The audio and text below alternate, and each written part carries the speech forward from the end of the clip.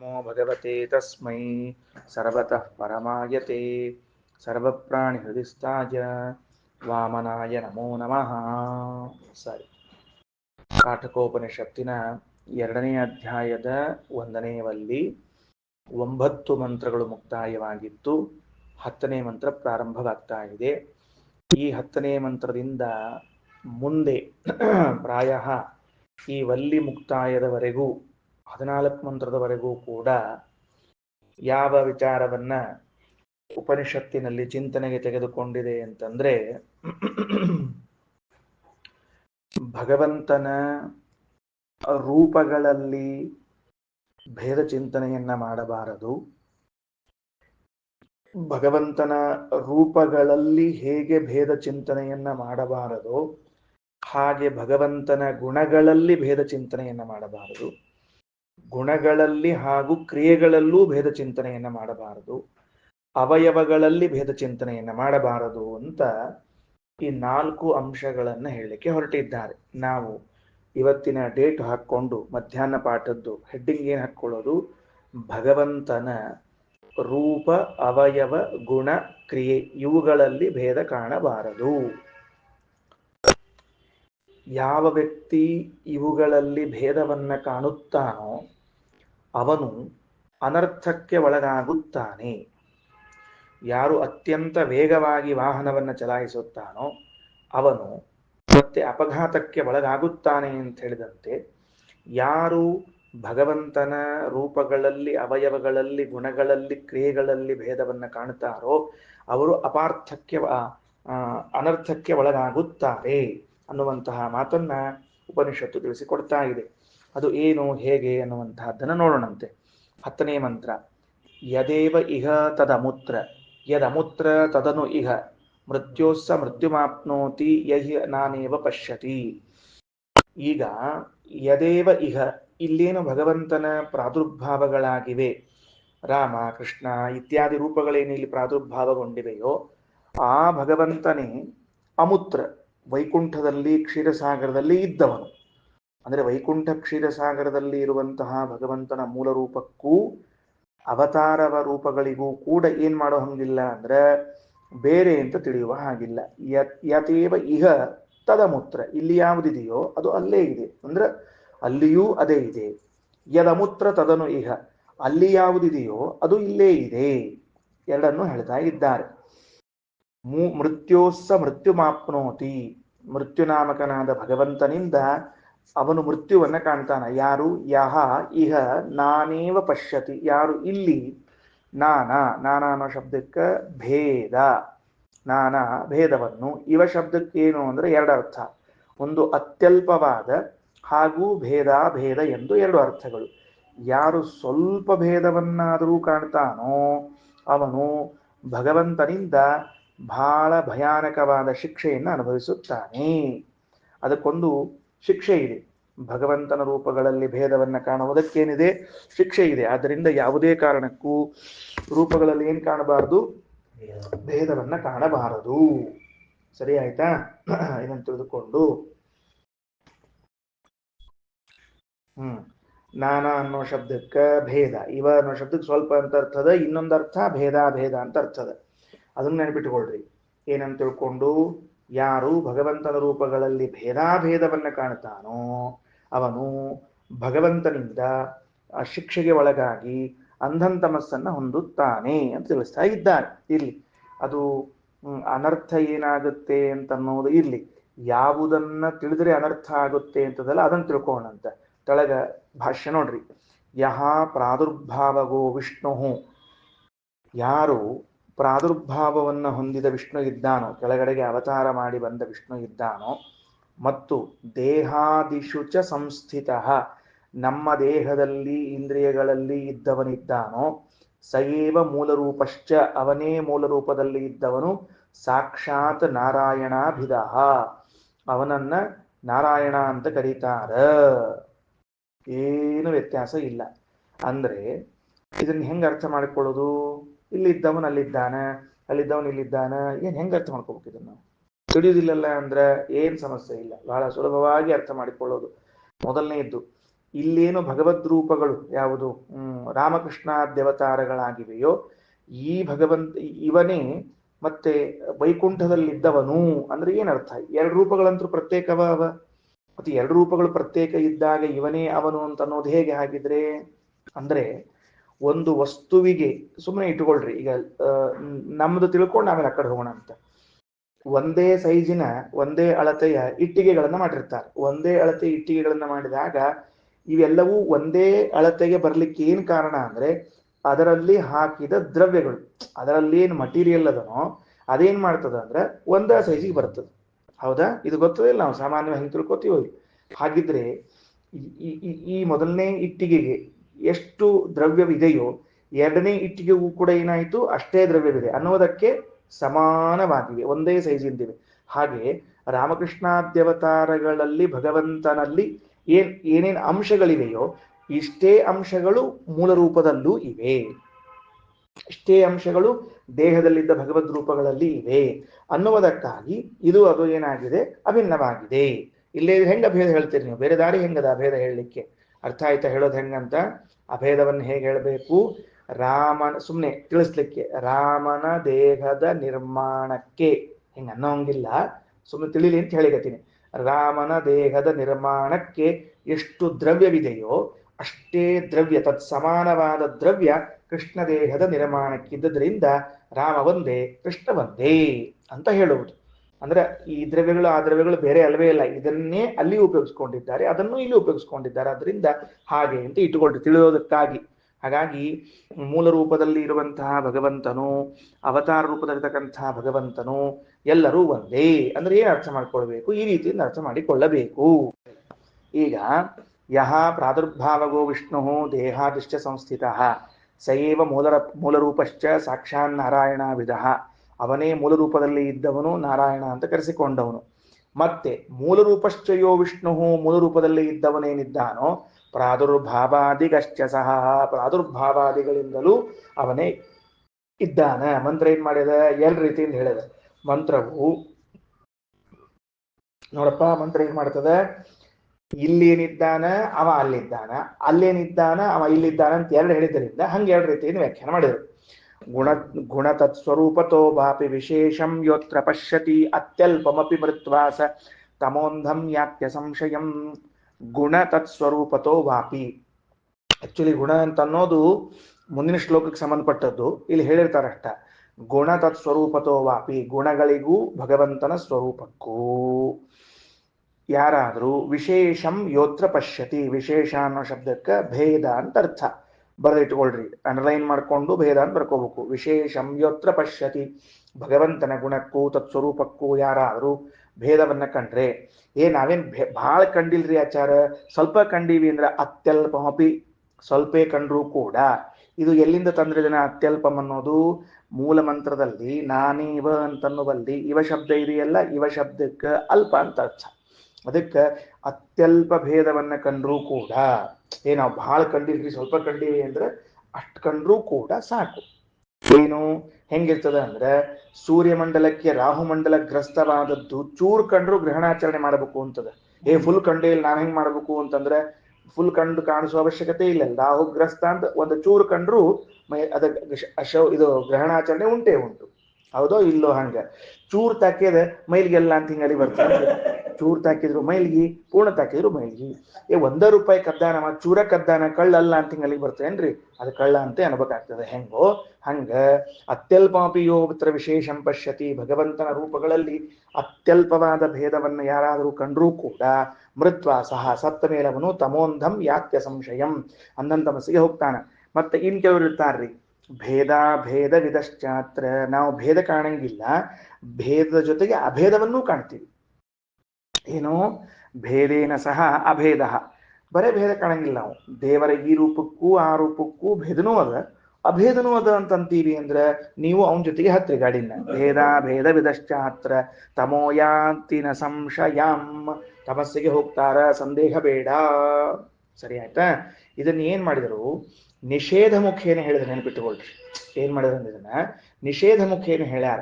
ಅಂದ್ರೆ ವೇದಗಳು ಎಲ್ಲ ಒಟ್ಟಾರೆ ನಾವೇ ಹಂಗೆ ಪ್ರಯೋಗ ಮಾಡ್ತಿರ್ತೀವಿ. ಒಂದು ವಿಷಯವನ್ನು ತಿಳಿಸುವಾಗ ಎರಡು ಮುಖದಲ್ಲಿ ತಿಳಿಸಬಹುದು. ಒಂದು ವಿಧಿಮುಖದಿಂದ, ಇನ್ನೊಂದು ನಿಷೇಧ ಮುಖದಿಂದ.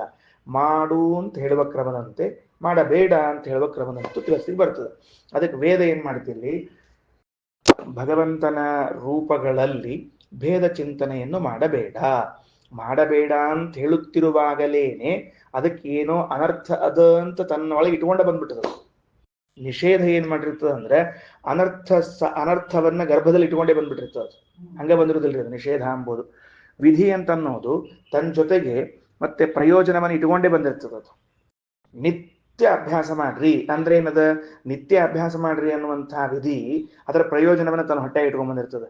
ನಿಷೇಧ ಮಾಡಬೇಡ್ರಿ ಅನ್ನೋದನ್ನ ಅನರ್ಥವನ್ನು ಹೊಟ್ಟೆ ಇಟ್ಕೊಂಡು ಬಂದಿರ್ತದೆ. ಹೊಟ್ಟಿಲ್ಲದ ಅಂತ ಇರ್ತಾರ ನೋಡ್ರಿ ಹೆಣ್ಮಕ್ಳು, ಹಿಂದ ಹಳ್ಳ್ಯಾಗೆಲ್ಲ ಹೊಟ್ಟಿಲಿದ್ದಾಳ್ರಿ ಹೊಟ್ಟಿಲಿದ್ದ ಅಂತಾರ. ಹೊಟ್ಟಿಲಿದ್ದ ಅಂದ್ರೆ ಏನು, ಗರ್ಭದಾಗದ ಅಂತ ಅರ್ಥದ. ಇದು ಹೊಟ್ಟೆ ಆಗಿದ್ದ ಬಿಡ್ತಾವೆ, ಸಂದೇಹನೇ ಇಲ್ಲ. ಆದ್ದರಿಂದ ಇಷ್ಟು ಹೇಳಿದರು. ಇನ್ನ 11ನೇದ್ದು ಏನು, ಮನಸೇ ವೇದ ಮಾಪ್ತವ್ಯಂ ನೇಹನಾ ನಾಸ್ತಿ ಕಿಂಚನ ಮೃತ್ಯೋ ಸಮೃತ್ಯುಂ ಗಚ್ಚತಿ ಯೈಹನಾನೇವ ಪಶ್ಯತಿ. ಇದೊಂದು ಚಂದದ್ರಿ. ಮತ್ತೆ ಇದಂ ಮನಸಾ ಏವ ಆಪ್ತವ್ಯಂ, ಇದನ್ನ ಮನಸ್ಸಿನಿಂದಲೇ ತಿಳಿಯಬೇಕು. ನೇಹನಾ ನಾಸ್ತಿ ಕಿಂಚನ ಏನು, ಈಗ ಭಗವದ್ ರೂಪದಲ್ಲಿ ಏನ್ರಪ್ಪ, ಈ ಭಗವಂತನ ಮೂಲ ರೂಪ ಅವತಾರ ರೂಪಗಳಲ್ಲಿ ಕಿಂಚನ ಗುಣವೋ ಕರ್ಮವೋ ಇನ್ಯಾವುದೋ ನಾನಾ ಭೇದವು ನಾಸ್ತಿ ಇಲ್ಲ. ಗೊತ್ತಾಯ್ತಾ ಶ್ಲೋಕ ಮಂತ್ರ ಅರ್ಥ? ನೋಡ್ರಿ ಇನ್ನೊಂದ್ಸಲ ನೋಡ್ರಿ. ಮನಸೇ ವೇದ ಮಾಪ್ತವ್ಯಂ ನೇಹನಾ ನಾಸ್ತಿ ಕಿಂಚನ ಅಂತನ್ನುವಲ್ಲಿ ನ ಪ್ಲಸ್ ಇಹ ಪ್ಲಸ್ ನಾನಾ ಅಸ್ತಿ ಪ್ಲಸ್ ಕಿಂಚನ. ಇಹ ಈ ಭಗವಂತನ ಮೂಲ ರೂಪದಲ್ಲಾಗ್ಲಿ ಅವತಾರ ರೂಪದಲ್ಲಾಗ್ಲಿ ಕಿಂಚನ, ಕಿಂಚನ ಅಂದ್ರೆ ಗುಣವಾಗಲಿ ಕರ್ಮವಾಗಲಿ ರೂಪವಾಗಲಿ ನಾನಾ ಭಿನ್ನವಾದದ್ದು ನ ಇಲ್ಲ, ನಾಸ್ತಿ ತಿಳ್ಕೋಬಾರ್ದು. ಮತ್ತ ಒಂದ್ ಪ್ರಶ್ನೆ, ಇಲ್ಲಿ ಇಲ್ಲಿ ಇಲ್ಲ ಅಂತ ಹೇಳಿಕತ್ತೀರಿ, ಅದ ಅನ್ನೋದನ್ನ ಹೆಂಗ್ ತಿಳ್ಕೊಬೇಕು ನಾವು? ನಮ್ಮ ಪ್ರಶ್ನೆ ಅದಲ್ಲ. ಮತ್ತೆ ಭೇದಿಲ್ಲ ಭೇದಿಲ್ಲ ಅಂತ ಹೇಳಿದ್ರಿ, ಅಭೇದ ಇದೆ ಎನ್ನುವುದನ್ನ ನಾವ್ ಹೆಂಗ್ ತಿಳ್ಕೋಬೇಕು ಅಂತಂದ್ರೆ ಮನಸೇ ವೇದ ಮಾಪ್ತವ್ಯಂ. ಈ ಮಾತು ಬಹಳ ಸೂಕ್ಷ್ಮದ, ಹಂಗ ಅರ್ಥ ಆತು ಅಂತ ಗುಣ ಹಾಕ್ಬೇಡ್ರಿ ಯಾರು. ಮನಸ ಏವ ಇದಮಾಪ್ತವ್ಯಂ, ಮನಸ್ಸಿನಿಂದಲೇ ಇದನ್ನ ತಿಳಿಯಬೇಕು. ಏನ್ ಹಿಂಗಂದ್ರೆ ಮನಸ್ಸಿನಿಂದಲೇ ಇದನ್ನ ತಿಳಿಬೇಕಂದ್ರೆ ಎಲ್ಲರೂ ಮನಸ್ಸಿನಿಂದ ತಿಳಿತಾರ? ಏನು ಕೈಯಿಂದ ಮೂಗಿನಿಂದ ತಿಳಿತಾರ ಯಾರು? ಇಲ್ಲೇ ಇಲ್ಲ. ಕೈ ಕಾಲು ಬಾಯಿ ಮೂಗಿನಿಂದ ಯಾರಾದ್ರೂ ತಿಳಿತಿದ್ರೆ ಕೈ ಕಾಲಿನಿಂದ ತಿಳಿಬಾರ್ದು, ಮೂಗಿನಿಂದ ತಿಳಿಬೇಕು, ಮನಸ್ಸಿನಿಂದ ತಿಳಿಬೇಕು ಅಂತ ಹೇಳ್ಬೇಕು. ಕಾಲಿ ತಗೋತಾರ ಯಾರ? ಕೈಲಿ ತಗೊಳ್ಳಿ ಬರ್ತಾ ಇಲ್ಲ ನಿನಗೆ ಅನ್ಬೇಕು. ಯಾಕಂದ್ರೆ ಕಾಲಿನೂ ತಗೊಳ್ಳಿಕ್ ಬರ್ತಿತ್ತು, ಕಾಲೇ ತಗೊಳ್ಬಾರ್ದು, ಕೈಲಿ ತಗೋಬೇಕು. ಎಲ್ಲ ತೆಳಗ್ ಬಿದ್ದಿರ್ತದೆ ಬಟ್ಟಿ, ಕಾಲು ಹಿಂಗೆ ಟಕ್ ಅಂತ ಎತ್ತಾನಮ್ಮ, ಹೇ ಕಾಲಿ ತಗೋತಾರ, ಅದ ಕೈಲಿ ತಗೋ ಅಂತ ಹೇಳ್ತಾರ. ಅಲ್ಲಿ ಕೈಯಲ್ಲಿ ಅಂತ ಹೇಳಿಕ್ ಒಂದು ಸಾರ್ಥಕತೆ ಅದ. ಎಲ್ಲಾರು ಮನಸ್ಸಿನಿಂದಲೇ ತಿಳ್ಕೊಳ್ಳೋ ಕಾಲಕ್ಕೆ ಭಗವಂತನ ಅವಯವಗಳಲ್ಲಿ ರೂಪಗಳಲ್ಲಿ ಗುಣಗಳಲ್ಲಿ ಕ್ರಿಯೆಗಳಲ್ಲಿ ಅವತಾರಗಳಲ್ಲಿ ಭೇದ ಚಿಂತನೆ ಮಾಡಬಾರ್ದು. ಅಭೇದವನ್ನ ತಿಳಿಬೇಕು ಅಂತಂದ್ರೆ ಆ ಅಭೇದ ಹೆಂಗ್ ತಿಳಿಬೇಕು? ಮನಸ್ಸಿನಿಂದ ತಿಳಿಬೇಕು. ಅರ್ಥ ಆಗ್ಲಿಲ್ಲ. ಅದಕ್ಕೆ ವೇದೇಶ ತೀರ್ಥರು ಒಂದು ಮಾತು ಬರೀತಾರೆ ವ್ಯಾಖ್ಯಾನದಲ್ಲಿ. ಏನ್ ಬರೀತಾರೆ? ಇದು ತುಂಬಾ ಸೂಕ್ಷ್ಮ ಪ್ರಮೇಯ, ಸರಿಯಾಗಿ ಅರ್ಥ ಮಾಡಿಕೊಳ್ಳ್ರಿ. ಶ್ರವಣಾದಿ ಸಂಸ್ಕೃತೇನ ಮನಸಾ ಇದಂ ಹರಿವಿಷಯೇ ಭೇದಾಭಾವಂ ಆಪ್ತವ್ಯಂ ಜ್ಞಾತವ್ಯಂ. ಏನಂತಾರ? ಶ್ರವಣಾದಿಗಳಿಂದ ಸಂಸ್ಕಾರಗೊಂಡ ಮನಸ್ಸಿನಿಂದ ಮಾತ್ರ ತಿಳಿಲಿಕ್ಕೆ ಸಾಧ್ಯ ಆಗ್ತದೆ. ಮನಸ ಅನ್ನೋ ಶಬ್ದಕ್ಕೆ ಇಲ್ಲಿ ಕೇವಲ ಮನಸ್ಸಿನಿಂದ ಅಂತಲ್ಲ, ಸಂಸ್ಕಾರಗೊಂಡ ಮನಸ್ಸು ಅಂತ ಅರ್ಥ. ಬರೆದಿಟ್ಕೊಳ್ರಿ, ಚಲೋತ್ನ್ಯಾಗ ಬರೆದಿಟ್ಕೊಳ್ರಿ. ಸಂಸ್ಕಾರಗೊಂಡ ಮನಸ್ಸು, ಮನಸ್ಸಿಗೆ ಸಂಸ್ಕಾರ ಆಗಬೇಕು. ಯಾರೋ ಜನಿವಾರ ತಂದು ಕೊಟ್ರು, ಜನಿವಾರ ತಂದು ಕೊಟ್ಟ ಕೂಡಲೇ ಹಾಕೊಳ್ಳಿಕ್ ಬರ್ತದೇನು ಇದನ್ನ ಅಂತ ಕೇಳಿದ್ರೆ ಸಂಸ್ಕಾರ ಆಗಿಲ್ಲದಕ್ಕ ಅಂದ್ರೆ ಯಾರೋ ಅಂದ್ರು. ಇಲ್ಲ ಹಾಕೊಳ್ಬಹುದು, ಸಂಸ್ಕಾರ ಆಗೇದ ಅಂದ್ರು. ಹಾಗಾದ್ರೆ ಸಂಸ್ಕೃತವಾದ ಯಜ್ಞೋಪವೀತವನ್ನ ಧರಿಸುವಂತೆ ಸಂಸ್ಕೃತವಾದ ಮನಸ್ಸು ಮಾತ್ರ, ಸಂಸ್ಕಾರಗೊಂಡ ಮನಸ್ಸು ಮಾತ್ರ ಭಗವದ್ರೂಪಗಳಲ್ಲಿ ಅಭೇದವನ್ನ ಕ್ಯಾಚ್ ಮಾಡ್ತದ, ಭೇದಾಭಾವವನ್ನ ತಿಳ್ಕೊಳ್ಳಿಕ್ ಸಾಧ್ಯ ಆಗ್ತದ. ಅದಕ್ಕೆ ಸಂಸ್ಕಾರ ಏನು, ಮನಸ್ಸಿಗೆ ಸಂಸ್ಕಾರ ಏನು ಅಂತ ಕೇಳಿದ್ರೆ ಶ್ರವಣ, ಶ್ರವಣ ಮನನ, ಶ್ರವಣ ಮನನಗಳೆಂಬುವ ಸಂಸ್ಕಾರದಿಂದ ನಾವು ಧ್ಯಾನಿಸಬಹುದು. ಏನಂತ? ಭಗವದ್ ರೂಪಗಳಲ್ಲಿ ಅಭೇದವೇ ಇದೆ ಅಂತ ತಿಳ್ಕೊಳ್ಬಹುದು. ಅಥವಾ ಹಿಂಗ್ ಮಾಡ್ರಿ, ಏನಂತಂದ್ರು ಇದನ್ನ ಹೆಂಗ್ ತಿಳ್ಕೊಬೇಕು ಅಂದ್ರೆ, ಈ ಪ್ರಮೇಯವನ್ನ ಹಿಂಗ ಮನಸೇ ವೇದ ಮಾಪ್ತವ್ಯಂ ಅನ್ನೋ ಶಬ್ದಕ್ಕೆ ಹಿಂಗ ಅರ್ಥ ಬರ್ಕೊಳ್ಬಹುದು. ಈ ಪ್ರಮೇಯವನ್ನು ಮನನ ಮಾಡಲು ಸಮರ್ಥವಾದ ಅಂತಃಕರಣದಿಂದಲೇ ವಿಚಾರಿಸಿ ತಿಳಿಯಬೇಕು. ಆಗಲೇ ಹೇಳಿದ್ದಕ್ಕೂ ಈಗ ಹೇಳಿದ್ದಕ್ಕೂ ಸ್ವಲ್ಪ ವ್ಯತ್ಯಾಸದ. ಅಂದ್ರೆ ಇನ್ನೊಂದು ಭಾಷಾದಾಗ ಹೇಳಿದಿಂದ ಇಟ್ಕೊಳ್ರಿ. ಈ ಪ್ರಮೇಯವನ್ನು ಮನನ ಮಾಡಲು ಸಮರ್ಥವಾದ ಅಂತಃಕರಣ ಮನಸ್ಸು ಅಂದ್ರ ಅಷ್ಟು ಸಮರ್ಥ ಇರ್ಬೇಕ್ರಿ ಮನಸ್ಸು. ಈ ಪ್ರಮೇಯವನ್ನ ಗ್ರಹಿಸುವಷ್ಟು ಸಮರ್ಥ ಇರಬೇಕು. ಅಂಥ ಮನಸ್ಸಿನಿಂದ ತಿಳಿಲಿಕ್ಕೆ ಆಗ್ತದ ಅಂತ ಅರ್ಥ. ಬರ್ಕೊಂಡಿಟ್ಕೊಂಡ್ರೆ ಎಲ್ಲರೂ. ಈ ಪ್ರಮೇಯವನ್ನು ಮನನ ಮಾಡಲು ಸಮರ್ಥವಾದ ಅಂತಃಕರಣದಿಂದಲೇ ವಿಚಾರಿಸಿ ತಿಳಿಯಬೇಕು, ಹೊರತಾಗಿ ಬೇರೆ ದಾರಿ ಇಲ್ಲ ನಮಗ. ಅಂದ್ರ ನಮ್ಮಲ್ಲೆಲ್ಲ ಗುರುಕುಲದಲ್ಲಿ ಒಂದು ಪದ್ಧತಿ. ಏನು ಪದ್ಧತಿ ಅಂದ್ರ, ಕೆಲವರನ್ನ ತರ್ಕಶಾಸ್ತ್ರ ಓದ್ಲಿಕ್ಕೆ ಬಿಡ್ತಾರೆ, ಕೆಲವರನ್ನ ವೇದಾಂತ ಓದ್ಲಿಕ್ಕೆ ಬಿಡ್ತಾರೆ. ಇನ್ ಕೆಲವರು ತರ್ಕಕ್ಕೂ ವ್ಯಾಕರಣಕ್ಕೂ ಹತ್ತದೇ ಇದ್ದವರನ್ನ ಪೌರೋಹಿತ್ಯಕ್ಕೋ ವೇದಾಂತಕ್ಕೋ ಎಲ್ಲೋ ಅವರವ್ರು ನೋಡ್ಕೊಂಡು ಹಿಂಗ್ಯಾಕ್ ಮಾಡಿದ್ರಿ ಅಂತ ಕೇಳಿದ್ರೆ ಆಗೇನ್ ಹೇಳ್ತೀವಿ ಅಂದ್ರೆ, ಅವರ ಬುದ್ಧಿಯು ಆ ಶಾಸ್ತ್ರವನ್ನ ಗ್ರಹಿಸುವಷ್ಟು ಸಮರ್ಥವಾಗಿಲ್ಲ, ಇವರ ಬುದ್ಧಿಯು ಈ ಶಾಸ್ತ್ರವನ್ನ ಗ್ರಹಿಸುವಷ್ಟು ಸಮರ್ಥವಾಗಿಲ್ಲ. ಕೆಲವರು ಗಣಿತ ಮ್ಯಾಥಮೆಟಿಕ್ಸು SSL ಪಾಸ್ 10ನೇ ಪಾಸ್ ಆಗಿಬಿಟ್ರು ಅಂದ್ರೆ ಮುಂದೆ ತಿರುಗಿ ನೋಡಂಗಿಲ್ಲ ಇದನ್ನ. ಅಪ್ಪ ಮಹಾರಾಯ ಅದು ಏನ ಮಹಾರಾಯ ಒಂದರ್ಥ ಹಂಗಿಲ್ಲ ನೋಡೋಣ ಅಂತಿರ್ತಾರೆ. ಅಂದ್ರೆ ಆ ಮನಸ್ಸು ಅದನ್ನ ಗ್ರಹಿಸುವಷ್ಟು ಸಮರ್ಥ ಇಲ್ಲ. ಹಂಗಾದ್ರೆ ಭಗವಂತನ ರೂಪಗಳಲ್ಲಿ ಭೇದಾಭಾವವನ್ನ ಅರ್ಥಾತ್ ಅಭೇದವನ್ನ ಗ್ರಹಿಸಲು ಸಮರ್ಥವಾದ ಒಂದು ಮನಸ್ಸಿದೆ. ಅಂತಹ ಮನಸ್ಸಿನಿಂದ ಮಾತ್ರ ಇದನ್ನು ತಿಳಿಯಬಹುದು, ಇಲ್ಲದೆ ತಿಳಿಲಿಕ್ಕೆ ಸಾಧ್ಯವಾಗುವುದಿಲ್ಲ. ಅದಕ್ಕೆ ಎರಡು ಅಂಶ. ಶ್ರವಣಾದಿಗಳನ್ನ ಮಾಡಿ ಅದಕ್ಕೆ ಟ್ರೈನ್ ಮಾಡ್ರಿ ಚಂದ ಮನಸ್ಸಿಗೆ. ಏನ್ ಟ್ರೈನ್ ಮಾಡ್ಬೇಕು? ಭಗವದ್ ರೂಪಗಳಲ್ಲಿ ಅಭೇದ, ಭಗವದ್ ರೂಪಗಳಲ್ಲಿ ಅಭೇದ, ಭಗವದ್ ರೂಪಗಳಲ್ಲಿ ಅಭೇದ ತಿಳ್ಕೊಳ್ಳುವಷ್ಟು ಸಮರ್ಥ ಮಾಡ್ರಿ. ಇಲ್ಲ ಅಂದ್ರೆ ಅದಷ್ಟು ಸಮರ್ಥವಾಗದೇ ಹೋದ್ರೆ ಅದು ಭಗವದ್ ರೂಪಗಳಲ್ಲಿ ಅಭೇದವನ್ನ ಕಾಣುವುದಿಲ್ಲ. ಮನಸೇ ವೇದ ಮಾಪ್ತವ್ಯಂ ನೇಹನ ನಾಸ್ತಿ ಕಿಂಚನ. ಇನ್ ಕೇಸ್ ನಾನು ಹಂಗ ತಿಳ್ಕೊಂಡಿಲ್ಲ, ಏನ್ ಮಾಡ್ತೀರಿ ನೀವು ನನಗ ಅಂದ್ರೆ, ಮೃತ್ಯೋ ಸಮೃತ್ಯುಂ ಗಚ್ಚಂತಿ. ಮೃತ್ಯೋಹೋ ಮಾರಕನಾದ ಭಗವಂತನಿಂದ, ಏನಪ್ಪ ಮಾರಕನಾದ ಭಗವಂತನಿಂದ ಮೃತ್ಯುಂ ಮರಣಂ ತಮೋಲಕ್ಷಣಂ ಅಂಧನ್ ತಮಸ್ಸಿಗೆ ಹಾಕ್ತದ ವೈದು. ಮುಗಿದೋದ್ ಕೆಲಸ. ಸರಿಯಾತ? ಅಂಧನ್ ತಮಸ್ಸಿಗೆ ಹಾಕ್ತದ ಅಂತ ಆದ್ಮೇಲೆ ಒಂದು ನೆನಪಾತ್ರಿ. ಛಾಂದೋಗ್ಯೋಪನಿಷತ್ ಛಾಂದೋಗ್ಯದಲ್ಲಿ ಬರ್ತದ, ವ್ಯಾಖ್ಯಾನ ವಿದೇಶತೀರ್ಥರು ಬರೀತಾರೆ. ಏನಂತಾರ? ಆ ಅಂಧನ್ ತಮಸ್ಸಿನಲ್ಲಿ ವಾಯುದೇವರ ಕಿಂಕರರು ದೊಡ್ಡ ದೊಡ್ಡ ಬಂಡೆಗಳನ್ನು ತೆಗೆದುಕೊಂಡು ಭಗವದ್ ರೂಪಗಳಲ್ಲಿ ಭೇದ ಕಂಡವರು ಭೇದಾಭೇದ ಕಂಡವರಿದ್ದಾರಲ್ಲ, ಅವ್ರ ತಲೆ ಮೇಲೆ ಬಂಡಿಗಳು ಒಗಿತಿರ್ತಾರಂತೆ, ಎತ್ತೆತ್ತು ಒಗಿತಿರ್ತಾರಂತೆ. ಉದ್ಗಾಢಂ ಪಾತ್ಯಮಾನ ತಮಸಿ ತತಯಿತ ಕಿಂಕರೈ ಪಂಕಿಲೇತೆ ಪಂಕ್ತಿರ್ಗ್ರಾವಣ ಗರಿಮ್ಣ ಗ್ಲಪಯತಿ ಭವದ್ವೇಷಿಣೋ ವಿದ್ವದಾತ್ಯ. ಆದ್ದರಿಂದ ಏನ್ ಮಾಡ್ಕೂಡುದು ಅಂತಂದ್ರೆ, ಸ್ವಲ್ಪ ಭೇದಾಭೇದವನ್ನ ಒಟ್ಟಾರೆ ಭೇದವನ್ನ ತಿಳಿಬಾರದು. ನೋಡ್ರಿ ಕೆಳಗೆ ತಾತ್ಪರ್ಯ ತಗೊಳ್ರಿ. ತಥೈವಾವಯವಾನಾಂಚ.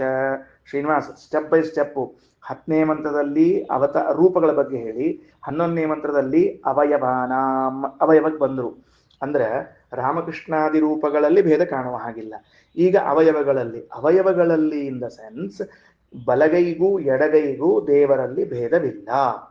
ಏನ್ ಹಂಗಂದ್ರೆ ಭೇದ ಇಲ್ಲ ಅಂದ್ರೆ, ಬಲಗೈಗೂ ಎಡಗೈಗೂ ಭೇದ ಇಲ್ಲ ಅಂತಂದ್ರೆ ಹಂಗಾರ ದೇವರ ಬಲಗೈಯಲ್ಲಿ ಚಕ್ರ ಹಿಡಿದಿದ್ದಾನೆ, ಎಡಗೈಯಲ್ಲಿ ಶಂಖ ಹಿಡಿದಿದ್ದಾನೆ, ವ್ಯವಹಾರ ಮಾಡಬಾರ್ದಲ್ಲ ನೀವು. ಹಂಗಿದ್ರೆ ವ್ಯವಹಾರ ಹೆಂಗ್ ಮಾಡೋರು ಹಂಗಂದ್ರೆ?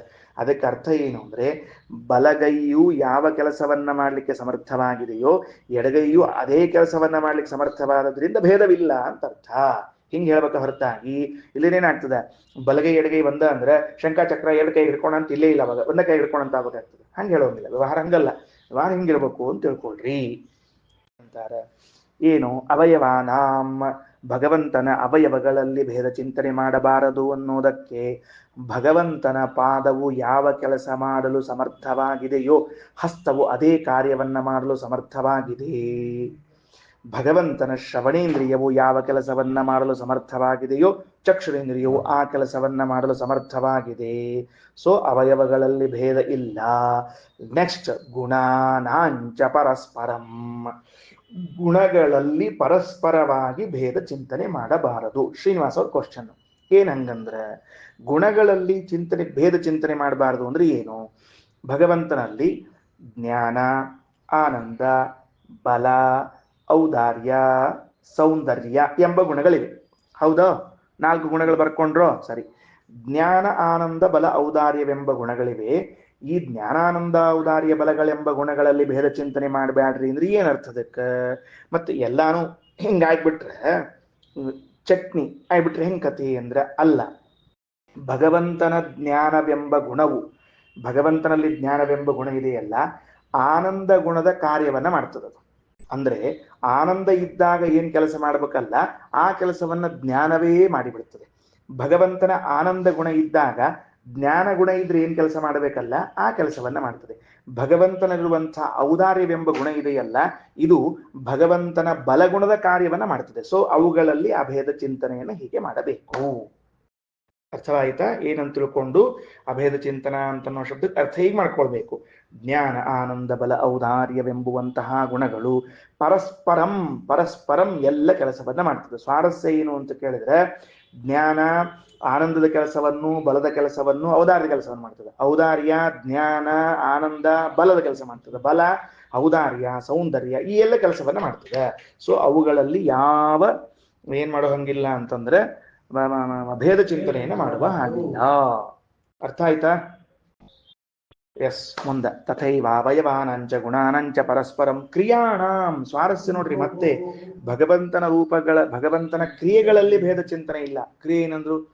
ಆಡುವ, ನೋಡುವ, ಓಡುವ, ಮಾತಾಡುವ ಕ್ರಿಯೆಗಳು. ಅರ್ಥ ಆಯ್ತಾ? ಭಗವಂತನು ಮಾತನಾಡುತ್ತಾನೆ ಎಂಬ ಕ್ರಿಯೆಗೂ ಭಗವಂತನು ನೋಡುತ್ತಾನೆ ಎಂಬ ಕ್ರಿಯೆಗಳಿಗೂ ಭೇದ ಇಲ್ಲೇ ಇಲ್ಲ. ಎರಡೂ ಈಕ್ವಲೆಂಟ್ ಕೆಲಸವು. ಅಂದ್ರೆ ಮಾತನಾಡುವ, ಕೇಳುವ ಇವೇನ್ ಕ್ರಿಯೆಗಳವೋ ಎರಡು ಸಮರ್ಥವಾಗಿವೆ. ಇದನ್ನ ಅದು ಮಾಡ್ತದೆ, ಅದೇನು ಮಾಡ್ತದೆ ಅಷ್ಟೇ ಅಲ್ಲ. ಜೊತೆಗೇನ್ ಗೊತ್ತೇನು? ಭಗವಂತನ ಮಾತನಾಡುವ ಕ್ರಿಯೆಯು ಭಗವಂತನ ಜ್ಞಾನವೆಂಬ ಗುಣವು ಅಭಿನ್ನ. ಭಗವಂತನ ನೋಡುವಿಕೆಯು ಭಗವಂತನ ಬಲವು ಅಭಿನ್ನ. ಅಂದ್ರೆ ಭಗವಂತನ ಬಲವೆಂಬ ಗುಣ, ಭಗವಂತನಲ್ಲಿ ಏನು ಬಲವೆಂಬ ಗುಣ ಅದ, ಅದು ಓಡುವ, ನೋಡುವ, ಮಾಡುವ, ಪಾಡುವ ಕೆಲಸ ಮಾಡ್ತದೆ. ಏನು ಸಮಸ್ಯೆ ಇಲ್ಲ. ಭಗವಂತನ ನೋಡುವ ಕ್ರಿಯೆ ಏನದಲ್ಲ, ಈ ಕ್ರಿಯೆ ಜ್ಞಾನದ, ಆನಂದದ, ಬಲದ, ಔದಾರ್ಯದ ಕೆಲಸವನ್ನ ಮಾಡ್ತದದು. ಸೊ ಹೀಗೆ ಅಭೇದ ಚಿಂತನೆಯನ್ನ ಮಾಡಬೇಕು. ಇದಕ್ಕೆ ಹೇಳಿದ್ರು ಮನಸೇವೇದ ಮಾಪ್ತವ್ಯಂ. ಇದನ್ನು ಗ್ರಹಣ ಮಾಡುವಷ್ಟು ಸೂಕ್ಷ್ಮ ನಮ್ಮ ಮನಸ್ಸು ಆಗಿರ್ಲಿ ಅಂತ ಹೇಳಿದ್ದಾರೆ. ಹಾಗಾದ್ರೆ ಎಲ್ಲ ಗುಣಗಳು ಪರಸ್ಪರವಾಗಿ ಅಭಿನ್ನವಾಗಿ ಬಿಟ್ಟರೆ, ಒಂದಕ್ಕೊಂದು ಅಭಿನ್ನವಾಗಿ ಬಿಟ್ಟರೆ, ಮತ್ ನಾವು ಒಂದನ್ನ ಜ್ಞಾನ, ಒಂದನ್ನ ಆನಂದ, ಒಂದನ್ನ ರೂಪ ಅಂತ ವ್ಯವಹಾರ ಮಾಡೋದು ಹೇಗೆ ಅಂತಂದ್ರೆ, ಇದನ್ನೇ ಶ್ರೀಮದಾಚಾರ್ಯರು ವಿಶೇಷ ಬಲ ಅಂತ ತಿಳಿಸಿಕೊಟ್ಟಿದ್ದಾರೆ. ಆ ವಿಶೇಷ ಬಲದಿಂದ ಪ್ರತ್ಯೇಕವಾಗಿ ಗುಣಗಳು ತಮ್ಮಿಂದ ತಾವು ಭಿನ್ನವಾಗಿವೆ. ರೈಟ್, ಮುಂದಕೊಂಡು ಬರ್ರಿ. ಕ್ರಿಯಾಣಾಂ ತೇನ ಚೈತೇಷಾಂ ಭೇದವಿಚ್ಚೋ ಭಯಂ ವಿದುಹು. ಯಾರು ಇವುಗಳಿಗೆ ಭೇದವನ್ನು ತಿಳಿತಾನೋ, ಅಥವಾ ಉಭಯಂ ಅಂದ್ರೆ ಭೇದವನ್ನು ತಿಳಿತಾನೋ. ನೋಡ್ರಿ, ಭಾಷ್ಯದಲ್ಲಿನ ಕ್ರಿಯಾಣಾಂ ತೇನ ಚೈತೇಷಾಂ ಭೇದವಿಚ್ಚ ಉಭಯಂ ಅನ್ನುವಲ್ಲಿ ಉಭಯ ಶಬ್ದಕ್ಕೆ ಏನರ್ಥ ಬರ್ಕೊಳ್ಬೇಕು? ಭೇದ ಎಂಬುದಾಗಿ ಬರ್ಕೊಳ್ಬೇಕು. ಭೇದಾಭೇದವನ್ನಾಗಲಿ ತಿಳಿದುಕೊಂಡವರು ಯಾಂತೇವ ಅಂಧಂತಮೋ ನಾತ್ರ ಕಾರ್ಯ ಕಾಚಿತ್ ವಿಚಾರಣ. ಈ ವಿಷಯ ಯಾವ ಸಂಶಯವನ್ನು ಮಾಡಬೇಡ್ರಿ. ನೋಡ್ರಿ, ಇಲ್ಲಿ ಶ್ಲೋಕದಲ್ಲಿ ವಿಚಾರಣ ಅನ್ನೋ ಶಬ್ದಕ್ಕೆ ಸಂಶಯ ಅಂತ ಅರ್ಥ. ಅದಕ್ಕೆ ವಿಚಾರಣೆ ಅಂತ ಅರ್ಥ ಅಲ್ಲ. ವಿಚಾರಣ ಅನ್ನೋ ಶಬ್ದಕ್ಕೆ ಸಂಶಯ. ನಾತ್ರ ಕಾರ್ಯ ಕಾಚಿತ್ ವಿಚಾರಣ, ಇದರಲ್ಲಿ ಸಂಶಯವೇ ಬೇಡ. ಯಾವ ಸಂಶಯವೂ ಇಟ್ಕೋಬೇಡ್ರಿ. ಹೋಗ್ಬಹುದೋ ಏನೋ, ಇಲ್ಲೋ ಏನೋ, ಹಂಗಿಲ್ಲೇ ಇಲ್ಲ, ಹೋಗ್ತಾ. ಸರಿ ಆಯ್ತಾ?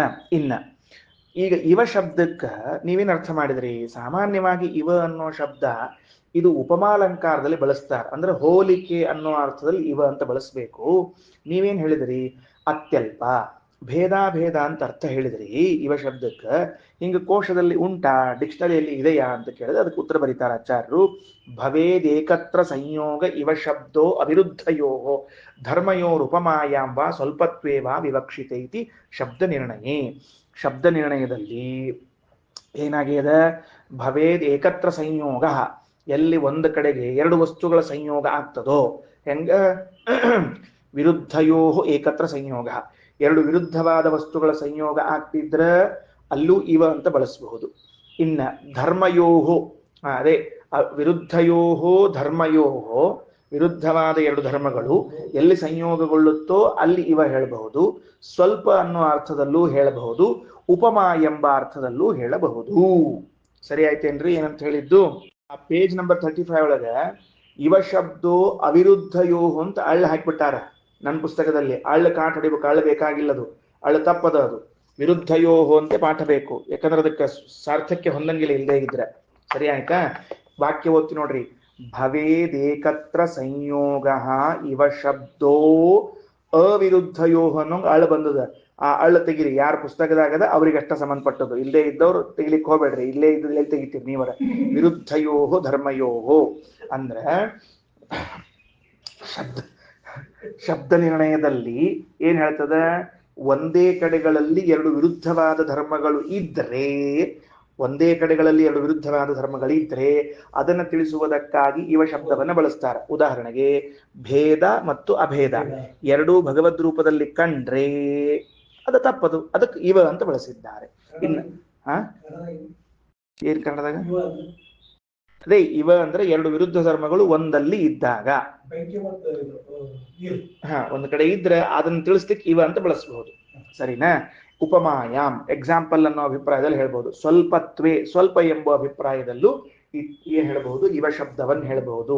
ಸೊ ನಾವು ಮೂರು ಅರ್ಥವನ್ನ ತಿಳ್ಕೋಬೇಕು. ಇವ ಇಸ್ ಈಕ್ವಲ್ ಟು ಎರಡು ವಿರುದ್ಧ ಧರ್ಮಗಳು ಒಂದು ಕಡೆಗಿರೋದು, ಇವ ಇಸ್ ಈಕ್ವಲ್ ಟು ಉಪಮಾ, ಇವ ಇಸ್ ಈಕ್ವಲ್ ಟು ಅಲ್ಪ ಅಂತ ಬರ್ಕೋಬೇಕು. ಮೂರು. ಸರಿ, ಓಕೆ. ಅಥವಾ ನಾನೇವ ಇತಿ ಇವ ಶಬ್ದೋ, ಆದ್ರಿಂದ ಇಲ್ಲೇನು ನಾನೇವ ಅಂತ ಬಂದದಲ್ರಿ, ಇದು ಇವ ಶಬ್ದ ಅತ್ಯಲ್ಪ ವಿಷಯೋ ಭೇದಾಭೇದ ವಿಷಯಶ್ಚ, ಇಲ್ಲಿ ಅತ್ಯಲ್ಪ ವಿಷಯವನ್ನು ಹಾಗೂ ಭೇದಾಭೇದವನ್ನು ಹೇಳುತ್ತದೆ. ಸರಿ, ಇನ್ನ ಪ್ರಥಮ ಮೊದಲನೇ ಮಂತ್ರದಲ್ಲಿ ಯ ಇಹ ನಾನೇವ ಪಶ್ಯತಿ, ಪೇಜ್ ನಂಬರ್ 36, ಯ ಇಹ ನಾನೇವ ಪಶ್ಯತಿ ಅಂತದಲ್ಲ, ಇದು ಸ್ವರೂಪ ಭೇದ ನಿಷೇಧಾರ್ಥಂ.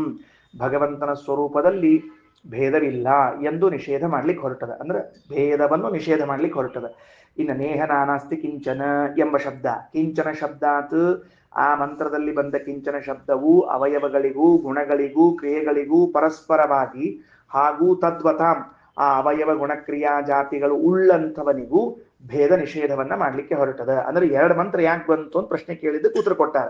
ಒಂದೇ ವಿಷಯವನ್ನು ಹೇಳಿಕ್ಕೆ ಎರಡು ಮಂತ್ರ ಯಾಕೆ ತಗೊಂಡಿರಿ ಅಂದ್ರೆ ಸಬ್ಜೆಕ್ಟ್ ಚೇಂಜ್ ಮಾಡ್ತೀವಿ, ವಿಷಯ ಚೇಂಜ್ ಮಾಡ್ತೀವಿ ಅಷ್ಟೇ.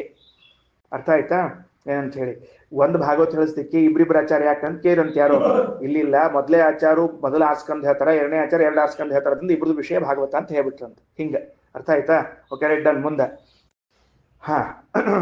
ಅದಕ್ಕೆ ಆಚಾರ ನೋಡ್ರಿ, ಶ್ರೀನಿವಾಸ ಅಲ್ಲಿ ವಾಕ್ಯದ ಶ್ರೀಮದಾಚಾರ ವಾಕ್ಯನದ ಕಿಂಚನ ಶಬ್ದಾತ್ ನೇಹ ನಾನಾಸ್ತಿ ಕಿಂಚನ ಇತಿ ಆ ಮಂತ್ರದಲ್ಲಿ ಕಿಂಚನ ಶಬ್ದ ಇದ್ದದ್ರಿಂದಾಗಿ ನೋಡ್ಕೋತ ಹೋಗ್ತಿರ್ರಿ.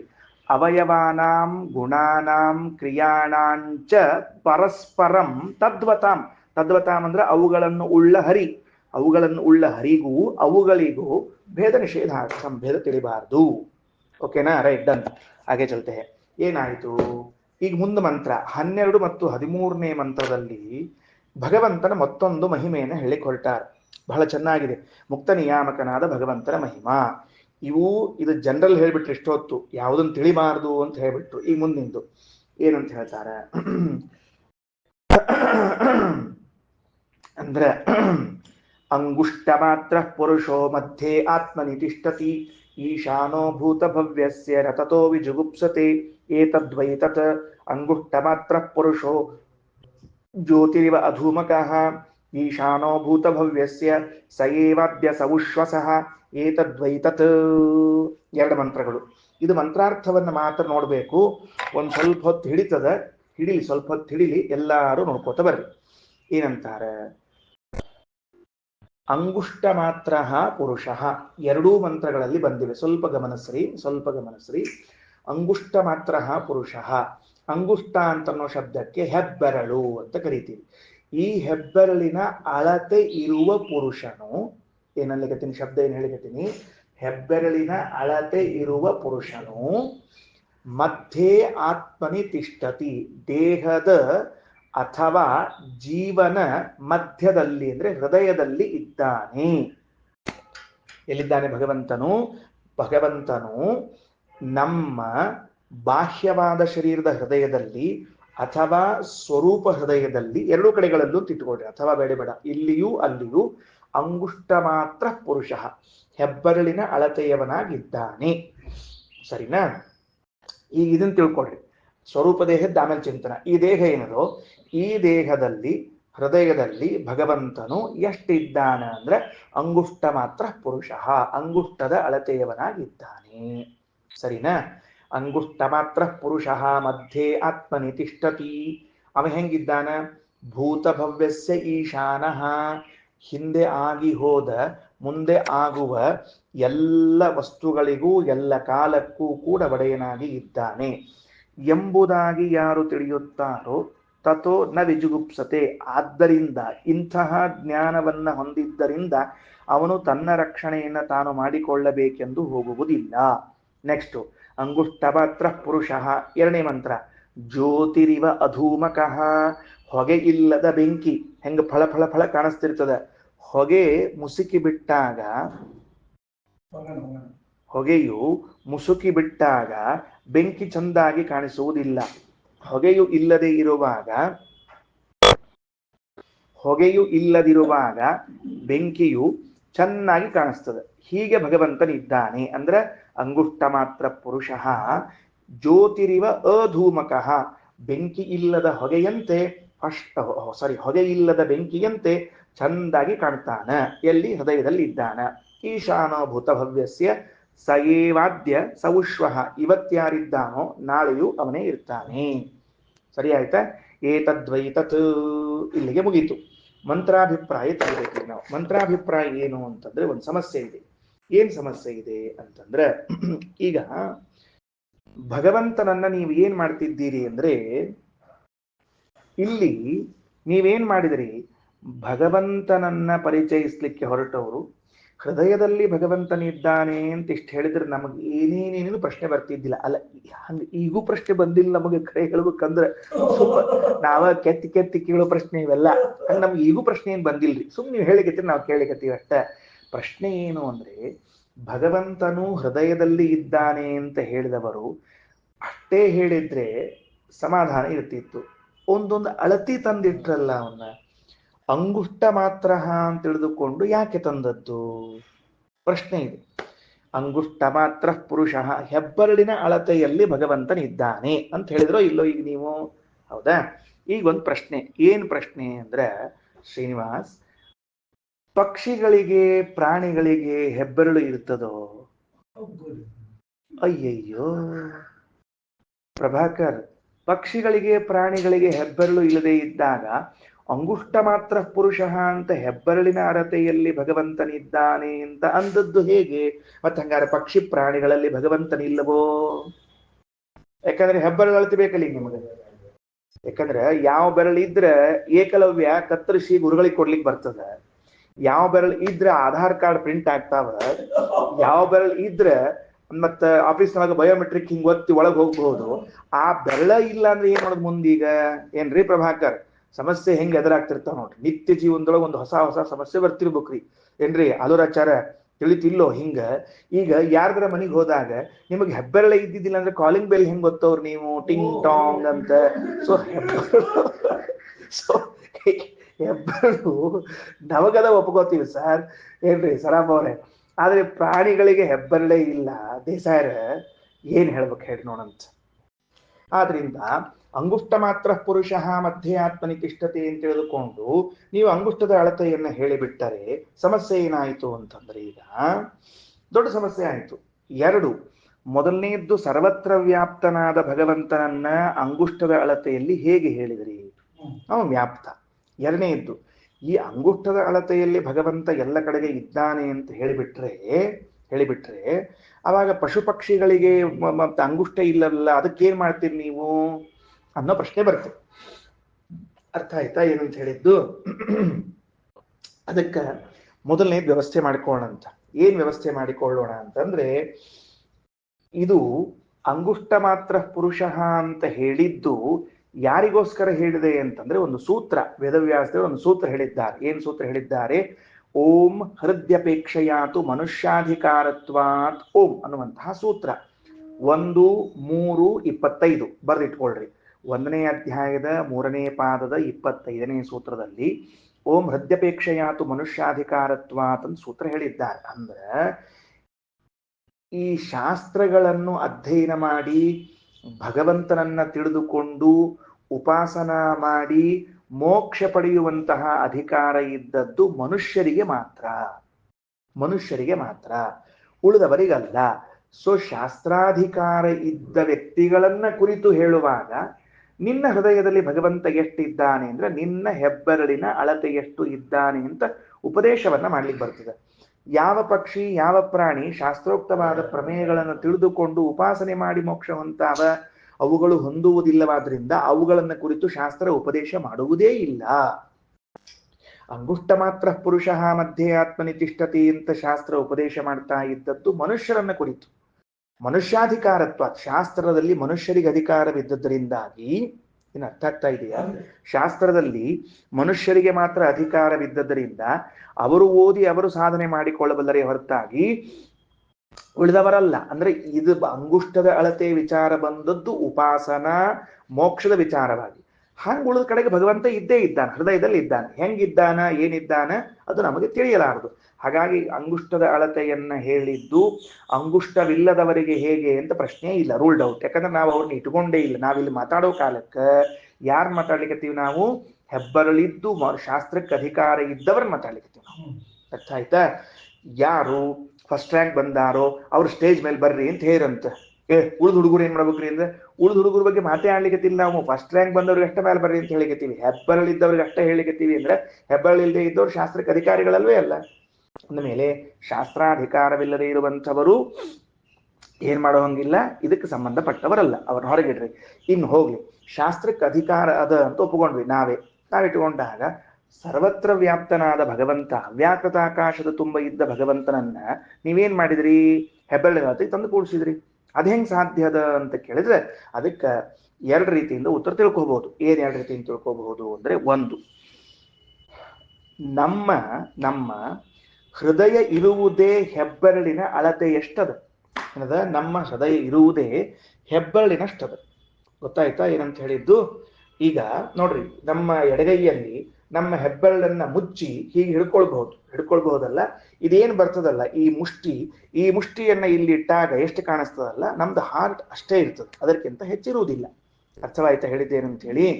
ಆದ್ರಿಂದ ಅಂಗುಷ್ಟ ಮಾತ್ರ ಪುರುಷ ಅಂತನ್ನುವಾಗ ಏನು ಪ್ರಭಾಕರ್, ನಿಮ್ಮ ಹೆಬ್ಬೆರಳಿದೆಯಾ, ಇದನ್ನ ಹೀಗೆ ಕೈಯಲ್ಲಿ ಇಡ್ರಿ, ಅದರ ಮುಚ್ಚಿದಾಗ ಎಷ್ಟು ಬರ್ತದೆ? ಇಷ್ಟು ಬರ್ತದೆ. ಈ ಮುಷ್ಟಿಯನ್ನು ನೀವು ಇಲ್ಲಿಟ್ಟಿದ್ರೆ ನಿಮ್ಮ ಹಾರ್ಟ್ ಇರೋದು ಅಷ್ಟೇ ಇರ್ತದೆ. ಅದರಿಂದ ಹೃದಯದ ಜಾಗವಿರುವುದೇ ಅಷ್ಟೇ ಇದ್ದದ್ರಿಂದಾಗಿ ಅಲ್ಲಿರುವಂತಹ ಪರಮಾತ್ಮನನ್ನು ನಾವೇನ್ ಕರಿತಿದ್ದೀವಿ? ಅಂಗುಷ್ಟ ಮಾತ್ರ ಪುರುಷ ಅಂತ ಕರಿತಾ ಇದ್ದೀವಿ. ಅರ್ಥ ಆಯ್ತಾ ಶ್ರೀನಿವಾಸ್? ಅಂಗುಷ್ಟ ಮಾತ್ರ ಪುರುಷ ಅಲ್ರಿ ಸ್ವಾಮಿ, ನೀವು ಹೃದಯದ ಜಾಗ ಇದ್ದದ್ದರಿಂದ ಪರಮಾತ್ಮನನ್ನು ಯಾಕೆ ಅಂಗುಷ್ಟ ಮಾತ್ರ ಅಂತ ಕರಿಬೇಕು? ಹೃದಯವನ್ನು ಕರ್ಕೊಳ್ರಿ, ಪರಮಾತ್ಮನ ಯಾಕೆ ಕರಿಬೇಕು ಅಂತ ಕೇಳಿದ್ರೆ ಅದಕ್ಕೆ ರಾಯರು ಒಂದು ಚಂದ ದೃಷ್ಟಾಂತ ಕೊಡ್ತಾರೆ. ರಾಯರು ಬಹಳ ಚಂದ ದೃಷ್ಟಾಂತ ಕೊಡ್ತಾರೆ. ಪ್ರಭಾಕರ್ ಅರ್ಥ ಆಯ್ತಾ? ವಿಷಯ ಅರ್ಥ ಆಯ್ತಾ ಏನಂತ ಹೇಳಿದ್ದು? ಮೇಷ್ಟ್ರೆ ಪ್ರಹ್ಲಾದ್ ದೇಸಾಯಿ ಅರ್ಥ ಆಯ್ತಾ ವಿಷಯ ಹೇಳಿದ್ದು? ಮುಂದೆ ಹೋಗೋಣ ಬರ್ರಿ. ಏನಂತ? ನಮ್ಮ ಹೃದಯವಿರುವುದೇ ಹೆಬ್ಬೆರಳಿನ ಅಳತೆ ಎಷ್ಟು ಅಂತಿದ್ದಾಗ ಅದರಲ್ಲಿದ್ದ ಭಗವಂತನನ್ನು ಏನು ಹೃದಯಕ್ಕೆ ಹೆಬ್ಬೆರಳಿನ ಅಳತೆ ಹೇಳ್ರಿ, ಭಗವಂತನಿಗೆ ಯಾಕೆ ಹೇಳ್ತಿದ್ದೀರಿ ಹೆಬ್ಬೆರಳಿನ ಅಳತೆ ಅಂತ ತಿಳಿದುಕೊಂಡು? ಪ್ರಶ್ನೆ ಅರ್ಥ ಆಯ್ತೇನ್ರಿ ಅಣ್ಣಗಿರಿ ಅವರ? ಸರಾಫ್ ಅವ್ರ ಅರ್ಥ ಆಯ್ತಾ? ನಿನ್ನ ಹೃದಯ ಹೆಬ್ಬೆರಳಿನ ಅಳತೆ ಇರ್ಲಿ, ಅದು ಹೆಬ್ಬೆರಳಿನ ಅಳತೆ ಅಂತ ಹೇಳು. ಒಳಗಿದ್ದ ಪರಮಾತ್ಮನಿಗೆ ಯಾಕೆ ಹೆಬ್ಬೆರಳಿನ ಅಳತೆ ಅಂತ ಹೇಳ್ಬೇಕು? ಅದ್ರ ಹೇಳ ನಿನಗೆ. ಈಗ ನಿನ್ನ ಮನೆ ಅಥವಾ ನಿನ್ನ ಅದೊಂದು ಜಾಗ, ಆ ಜಾಗ ಅದು ಮೈಲಿಗೆಯ ಜಾಗವಿರ್ಲಿ, ಒಳಗೆ ಪಾಪ ಯಾರೋ ಮಡಿ ಉಟ್ಕೊಂಡು ಸ್ನಾನ ಮಾಡಿ ಬಂದು ನಿಂತಾನ, ಆ ಜಾಗ ಮೈಲಿಗಿದಂತ ತಿಳ್ಕೊಂಡು ಹೇಳಿ ಅವ್ನು ಒಳಗಿದ್ದವನು ಮೈಲಿಗೆ ಅಂತಾನೆ ಯಾರು? ಅವ ಮಡಿ ಸ್ನಾನ ಮಾಡಿ ಬಂದು ನಿಂತಾನ ಪಾಪ. ಇನ್ನು ಹೆಂಗ್ ವ್ಯವಹಾರ ಹೆಂಗ ಅಂತ ಕೇಳಿದ್ರೆ ಅದಕ್ಕೆ ಇದನ್ನೇನಂತಾರೆ? ಇದನ್ನ ಔಪಚಾರಿಕ ವ್ಯವಹಾರ ಅಂತ ಕರೀತಾರೆ. ಇದಕ್ಕೆ ಏನ್ ಕರೀತಾರೆ? ಔಪಚಾರಿಕ ವ್ಯವಹಾರ. ಫಾರ್ ಎಕ್ಸಾಂಪಲ್ ಒಂದ್ ಹೇಳೋಣಂತ, ಏನು ಅಂದ್ರೆ ಸಾಯಂಕಾಲೆ ಗೋಷ್ಠೆ ಗಾವಹ ಏಕೀಭೂತಾಹ ಅಂತ ಒಂದು ಪ್ರಯೋಗ ಸಂಸ್ಕೃತದೊಳಗೆ. ಏನ್ ಹೇಳ್ರಿ? ಸಾಯಂಕಾಲೆ ಗೋಷ್ಠೆ ಗಾವಹ ಏಕೀಭೂತಾಹ, ಸಾಯಂಕಾಲ ಕೊಟ್ಟಿಗೆ ಒಳಗ ಎಲ್ಲಾ ಆಕಳ ಒಂದಾದವು ಅಂತ ಹೇಳ್ತೀವಿ ನಾವು. ಏನ್ ಹೇಳ್ರಿ? ಎಲ್ಲಾ ಆಕಳ ಒಂದಾದವು. ಬರ್ಕೊಳ್ರಿ, ಸಾಯಂಕಾಲ ಎಲ್ಲ ಆಕಳಗಳು ಕೊಟ್ಟಿಗೆ ಒಳಗ ಒಂದಾದವು. ಹಾಗಾದ್ರೆ ಅಂಗುಷ್ಟ ಮಾತ್ರ ಪುರುಷ ಅನ್ನುವಲ್ಲಿ ಏನ್ ಮಾಡಿದ್ರು? ಸಾಯಂಕಾಲದಲ್ಲಿ ಕೊಟ್ಟಿಗೆಯಲ್ಲಿ ಎಲ್ಲಾ ಆಕಳುಗಳು ಒಂದಾದವು ಅಂತದ. ಈ ಒಂದಾದವು ಅಂದ್ರೆ ಏನು? 50 ಆಕಳು ಒಂದಾಗ್ಬಿಟ್ರೆ ನಾಳೆ ರೈತ ಏನ್ ಮಾಡ್ಬೇಕು? ಪರಿಸ್ಥಿತಿಯ ಒಂದು ಎಲ್ಲಾ 50 ಆಕಳು ಬಂದ ಮಾಡಿಬಿಟ್ರೆ ಅಲ್ಲ. ಅದಕ್ಕೆ ರಾಯರು ಎಷ್ಟು ಚಂದ ತಿಳಿಸ್ತಾರ ನೋಡ್ರಿ. ಏನಂತಾರ ಅಂದ್ರ ಅದು ಕೊಟ್ಟಿಗೆ ಒಂದದರಿ. ಕೊಟ್ಟಿಗೆ ಎಷ್ಟದ? ಒಂದದ. ಕೊಟ್ಟಿಗೆಯಲ್ಲಿರುವಂತಹ ಏಕತ್ವವನ್ನು ಆಕಳುಗಳಲ್ಲಿ ಆರೋಪ ಮಾಡ್ಲಿಕ್ಕೆ ನಾವು ಸಾಯಂಕಾಲದಲ್ಲಿ ಕೊಟ್ಟಿಗೆ ಒಳಗ ಎಲ್ಲಾ ಆಕಳ ಒಂದಾದವು. ಆ ಒಂದು ಅನ್ನೋದು ಕೊಟ್ಟಿಗೆಯ ಧರ್ಮ, ಅದು ಸ್ಥಾನ ಧರ್ಮ. ಸ್ಥಾನ ಧರ್ಮವನ್ನ ಸ್ಥಾನಿಯಲ್ಲಿ ಆರೋಪ ಮಾಡಿ ಹೇಳ್ತಿರ್ತೀವಿ ನಾವು. ಏನ್ ಮಾಡ್ತಿರ್ತೀವಿ? ಸ್ಥಾನ ಧರ್ಮವನ್ನು ಸ್ಥಾನಿಯಲ್ಲಿ ಆರೋಪ ಮಾಡಿ ಹೇಳುತ್ತೇವೆ. ಅರ್ಥ ಆಯ್ತಾ ವಿಷಯ ಏನಂತ ಹೇಳಿ? ಸಾಯಂಕಾಲದಲ್ಲಿ ಎಲ್ಲಾ ಆಕಳ ಒಂದಾದವು ಅಂದ್ರೆ 4 ಕೊಟ್ಟಿಗೆ ಇದ್ರೆ 4 ಆಗ್ತಿದ್ವು, ಬೇರೆ ವಿಷಯ. ಒಂದ ಕೊಟ್ಟಿಗೆ ಒಳಗೆ ಎಲ್ಲಾ ಒಂದಾದದ್ದಕ್ಕ ಕೊಟ್ಟಿಗೆ ಇದ್ದುದ್ರಿಂದ ಅದರಲ್ಲಿನ ಏಕತ್ವವನ್ನು 10 ಆಕಳುಗಳಲ್ಲಿ ಹೇಳಿದ್ದೀವಿ. ಹೌದೋ ಇಲ್ಲೋ? ಅದಕ್ಕೇನ್ ಕರೀತಾರೆ? ಸ್ಥಾನಗತ ಏಕತ್ವವನ್ನು ಸ್ಥಾನಿಯಲ್ಲಿ ಹೇಳುವುದು ಅಂತ ಕರೀತಾರೆ. ಹಂಗ ಹೃದಯದ ಜಾಗ ಎಷ್ಟದ? ಅಂಗುಷ್ಟದ. ಅದಕ್ಕೆ ಸ್ಥಾನದ ಅಂಗುಷ್ಟ ಪರಿಮಿತತ್ವವನ್ನು ಸ್ಥಾನಿಯಾದ ಭಗವಂತನಲ್ಲಿ ಔಪಚಾರಿಕವಾಗಿ ಹೇಳ್ತಿದ್ದೀವಿ. ಅಂಗುಷ್ಟ ಮಾತ್ರ ಪುರುಷ ಮಧ್ಯೆ ಆತ್ಮನಿ ತಿಷ್ಠತಿ ಅಂತ ಈ ರೀತಿಯಾಗಿ ಹೇಳುತ್ತಿದ್ದಾರೆ. ಒಂದರ್ಥ. ಇನ್ನು ಎರಡನೇದ್ದೇನು ಅಂತ ಕೇಳಿದ್ರೆ, ಭಗವಂತನು ನಮ್ಮ ಉಪಾಸನೆಗೋಸ್ಕರ ಅಂಗುಷ್ಟ ಮಾತ್ರ ಅಳತೆಯ ರೂಪದಿಂದ ಅಲ್ಲಿ ಅಭಿವ್ಯಕ್ತನಾಗುತ್ತಾನೆ. ಆದುದರಿಂದ ಅಂಗುಷ್ಟ ಮಾತ್ರ ಪುರುಷ ಎಂದು ಕರೆಯಲಾಗಿದೆ. ಈ ಎರಡೂ ಉತ್ತರವನ್ನ ರಾಯರು ನಮಗೆ ತಿಳಿಸಿಕೊಟ್ಟಿದ್ದಾರೆ. ಸರಿ ಆಯ್ತಾ? ಓಕೆ, ಮುಂದೆ ಹೋಗೊಂಡು ಬರ್ರಿ. ಏನಂತಾರ? ಅಂಗುಷ್ಟ ಮಾತ್ರ ಪುರುಷ ಮಧ್ಯೆ ಆತ್ಮನಿ ತಿಷ್ಠತಿ ಈಶಾನೋ ಭೂತಭವ್ಯಸ್ಯ ತಥೋ ನ ವಿಜುಗುಪ್ಸುತೆ ಏತದ್ವೈತತ್ ಅಂಗುಷ್ಟ ಮಾತ್ರ ಪುರುಷೋ ಜ್ಯೋತಿರಿವಾ ಧೂಮಕಃ ಈಶಾನೋ ಭೂತಭವ್ಯಸ್ಯ ಸಗೇವಾದ್ಯ ಸೌಶ್ವಸಃ ಏತದ್ವೈತತ್. ಈಗ ಮುಂದ 14ನೇದ್ದು. ಇಲ್ಲ, ಹಿಂದಿನ ಮಂತ್ರಗಳಲ್ಲಿ ಭೇದಾಭೇದವನ್ನಷ್ಟೇ ನಿಷೇಧ ಮಾಡಿದ ಭಗವದ್ ರೂಪಗಳಲ್ಲಿ ಭೇದವನ್ನು ನಿಷೇಧವೇ ಮಾಡಿಲ್ಲ ಅಂತ ಯಾರಾದರೂ ಅನ್ನೋವ ಇದ್ದರೆ ಅವ್ರಿಗೊಂದು ಪ್ರತ್ಯೇಕ ಮಂತ್ರ. ಭಗವಂತನ ರೂಪ ಗುಣಕ್ರಿಯಾ ಜಾತಿ ಅವಸ್ಥಾಗಳಲ್ಲಿ ಭೇದಾಭೇದವನ್ನು ತಿಳಿಬಾರದು, ಅಷ್ಟೇ ಹೇಳ್ಯಾರ ಹೊರತಾಗಿ ಭೇದ ತಿಳಿಬಾರದು ಅಂತೇನಿಲ್ಲ. ಯಾಕಂದ್ರ ಭೇದದಿಂದ ಸಹಿತವಾದ ಅಭೇದ ಅನ್ನುವುದು ಕೇಳುವ ಕಾಲಕ್ಕೇನೆ ಎಂಥ ವಿರುದ್ಧ ಇದು ಅಂತ ಅನಿಸ್ತದೆ ಅಲ್ರಿ. ಭೇದನೂ ಅದ ಅಭೇದನೂ ಅದ ಹೆಂಗಂತೀರಿ ನೀವು? ಅದಕ್ಕೆ ಅನಬೇಡ್ರಿ. ಅಷ್ಟ ನಿಷೇಧ ಮಾಡಿದ ಹೊರತಾಗಿ ಭಗವಂತನ ರೂಪಗಳಲ್ಲಿ ಭೇದ ಚಿಂತನ ಮಾಡಬಾರ್ದು ಅಂತೇನಿಲ್ಲ ಅಂತ ಯಾರಾದ್ರೂ ಅನ್ನೋದಾದ್ರೆ ಅದಕ್ಕೆ ಉತ್ತರ ಯಥೋಧಕಂ ದುರ್ಗೆ ವೃಷ್ಟಂ ಪರ್ವತೇಶು ವಿಧಾವತಿ ಏವಂ ಧರ್ಮಾನ್ ಪೃಥಕ್ ಪಶ್ಯನ್ ಸ್ಥಾನೇವಾನು ವಿಧಾವತಿ. ಯಥಾ ಯಾವ ರೀತಿಯಾಗಿ ಉದಕಂ ನೀರು ದುರ್ಗೆ ವೃಷ್ಟಂ ಶಿಖರದಲ್ಲಿ ಪರ್ವತದ ಶಿಖರದ ಮೇಲೆ ಮಳೆಗರೆದಾಗ ಅದೇನಾಗ್ತದ? ಅಧೋ ವಿಧಾವತಿ, ಮಳೆ ನೀರು ಬಿದ್ದು ಕೂಡಲೇ ಸರ್ರ ತೆಳಗೆ ಬೀಳಲಿಕ್ಕೆ ಶುರುವಾಗ್ತದೆ. ಹಾಗೆ ಏವಂ ಧರ್ಮಾನ್ ಪೃಥಕ್ ಪಶ್ಯನ್, ಹಾಗೆ ಭಗವಂತನಲ್ಲಿ ಯಾರಾದರೂ ರೂಪ ಅವಯವ ಗುಣಕ್ರಿಯಾ ಜಾತಿಗಳಲ್ಲಿ ಭೇದವನ್ನ ಕಂಡ್ರೆ ತಾನೇವಾನು ವಿಧಾವತಿ, ಕಂಡ ಮುಂದಿನ ಕ್ಷಣದಿಂದಲೇ ಅಧೋಗತಿಯನ್ನ ಹೊಂದಲು ಪ್ರಾರಂಭ ಮಾಡ್ತಾನೆ. ಅಂದ್ರೆ ಎಷ್ಟು ಫಾಸ್ಟ್ ಹೇಳಿದ್ ನೋಡ್ರಿ ಅದು. ಅದನ್ನ ನಮಗೇನಾಗ್ಯದ, ಇವತ್ತೇನೋ ಭೇದ ಕಂಡೀವಿ, ಇನ್ನೆಂದೋ ಏನ್ ಫಲ ಆಗ್ತದ ಹಾಕೋವಲ್ಲ. ಯಾಕಂದ್ರೆ ಹಂಗಿಲ್ತಮ್ಮ, ಹೆಂಗ ಮಳಿ ಬಿದ್ದ ನೀರು ಬಿದ್ದು ಕೂಡಲೇ ಕೆಳಗೆ ಜರಿಲಿಕ್ಕೆ ಶುರು ಮಾಡ್ತದೋ ಹಂಗ ನೀ ಯಾವತ್ತು ಕಾಣ್ಲಿಕ್ಕೆ ಶುರು ಮಾಡ್ತಿ ಅವತ್ತಿನಿಂದ ಅಧೋಗತಿಯನ್ನು ಹೊಂದ್ಲಿಕ್ಕೆ ಶುರು ಮಾಡ್ತಿ. ಕೆಳಗ ಭಾಷ್ಯ ಭೇದಾಭೇದ ಏವ ನಿಷಿಧ್ಯತೆ ನತು ಭೇದ ಇತ್ಯಾಶಂಕಾಂ. ಭಗವದ್ ರೂಪಗಳಲ್ಲಿ ಭೇದಾಭೇದವನ್ನ ಕಾಣಬಾರದು ಅಂತ ಹೇಳ್ಯಾರ. ಭೇದವನ್ನ ಕಾಣಬಾರದು ಅಂತೇನಿಲ್ಲ ಅಂದ್ರೆ ಏವಂ ಧರ್ಮಾನ್ ಪೃಥಕ್ ಪಶ್ಯನ್ ಇತಿ ಎಂದು ಭಗವದ್ಧರ್ಮಾಣಾಂ ಅವಯವ ಗುಣಕರ್ಮಣಾಂ ಭೇದ ದರ್ಶನೇ ಪೃಥಕ್ ದೋಷಮಾಹ. ಭಗವಂತನ ಧರ್ಮಗಳು, ಅವಯವಗಳು, ಗುಣಗಳು, ಕರ್ಮಗಳು ಇವುಗಳಲ್ಲಿ ಭೇದವನ್ನ ಕಂಡ್ರೆ ಪ್ರತ್ಯೇಕ ದೋಷವನ್ನ ಹೇಳ್ತಾರೆ. ಏನು? ಪರ್ವತೇಶು ದುರ್ಗೆ, ಪರ್ವತಗಳಲ್ಲಿ ದುರ್ಗೆ ಅಂದ್ರೆ ಶಿಖರೆ ಅಂತ ಅರ್ಥ. ಆ ದುರ್ಗ ಶಬ್ದಕ್ಕೆ ಈಸಿಕೊಟ್ಟು ಹಾಕೊಂಡು ಶಿಖರೆ ಅಂತ ಹಾಕೊಂಡ್ಬಿಡ್ರಿ. ವೃಷ್ಟಂ ಮಳೆಯಾದದ್ದು, ಅಧೋ ವಿಧಾವತಿ ಕೆಳಗೆ ಬೀಳುತ್ತದ. ಏವಂ ಇದೇ ರೀತಿಯಾಗಿ ವಿಷ್ಣೋರ್ ಧರ್ಮಾನ್ ಭಗವಂತನ ಧರ್ಮಗಳನ್ನು ಪೃಥಕ್ ಪಶ್ಯನ್ ಪ್ರತ್ಯೇಕವಾಗಿ ಕಂಡ್ರೆ ಅಂಧಂತಮೋ ವಿಧಾವತಿ, ಅಂಧಂತಮಸ್ಸಿಗೆ ಹೋಗುತ್ತಾನೆ. ಆದ್ದರಿಂದ ಈ ಇಷ್ಟು ಮಂತ್ರಗಳಿಂದ ನಾವೇನ್ ತಿಳ್ಕೋಬೇಕು? ಯಾವುದೇ ಕಾರಣಕ್ಕೂ ಕೂಡ ಭೇದವನ್ನು ತಿಳಿಯಬಾರದು ಅಂತ ಅರ್ಥ. ಅಲ್ಲಲ್ಲಿ ದೃಷ್ಟಾಂತ ಕೊಟ್ಟು ಬಹಳ ಚಂದ ವಿಚಾರಗಳನ್ನು ತಿಳಿಸ್ತಾ ಇದೆ. ಸರಿ, ಈ ಉಪನಿಷತ್ತಿನ ದ್ವಿತೀಯಾಧ್ಯಾಯದ ಪ್ರಥಮಾವಲ್ಲಿಯ ಕೊನೆ ಮಂತ್ರ ಇದು ಮುಗಿದು ಇವತ್ತು ಪಾಠ ಮುಗಿತದೆ. ಏನು? ಹೌದು, ಭಗವಂತ ನಮಗೆ ಪ್ರೇರಕ ಅಂತ ಹೇಳ್ತಿದ್ದೀರಿ. ಆದರೆ ಮುಕ್ತರಾದ ಮೇಲೆ ನಾವು ಭಗವಂತನಲ್ಲೇ ಪ್ರವೇಶ ಮಾಡಿಬಿಟ್ರೆ ಅವನ ಜೊತೆಗೆ ಐಕ್ಯ ಹೊಂದಿಬಿಡ್ತೀವಿ. ನಮಗೆ ಅವ ಹೆಂಗೆ ಪ್ರೇರಣೆ ಮಾಡ್ತಾನ ಅಂತೊಂದು ಕೊನೆ ಪ್ರಶ್ನೆ. ಏನು? ಮುಕ್ತ ನಿಯಾಮಕ ಅಂತ ಹೇಳಿದ್ದೀರಿ.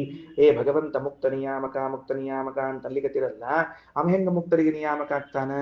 ನಾವು ಮೋಕ್ಷವನ್ನು ಹೊಂದಿದ ಮೇಲೆ ಭಗವಂತನ ಜೊತೆಗೆ ಐಕ್ಯ ಹೊಂದ್ಬಿಡ್ತೀವಿ. ಅಂದಮೇಲೆ ಮುಕ್ತ ನಿಯಾಮಕ ಹೆಂಗಾಗ್ತಾನ ಅಂತ ಕೇಳಿದ್ರೆ, ಯಾವ ಜಾಣ ಹೇಳಿದ್ದಪ್ಪ ನಿನಗೆ ನೀನು ಮುಕ್ತನಾದ ಮೇಲೆ ಭಗವಂತನ ಜೊತೆಗೆ ಐಕ್ಯವನ್ನು ಹೊಂದುತ್ತೀಯ ಅಂತ?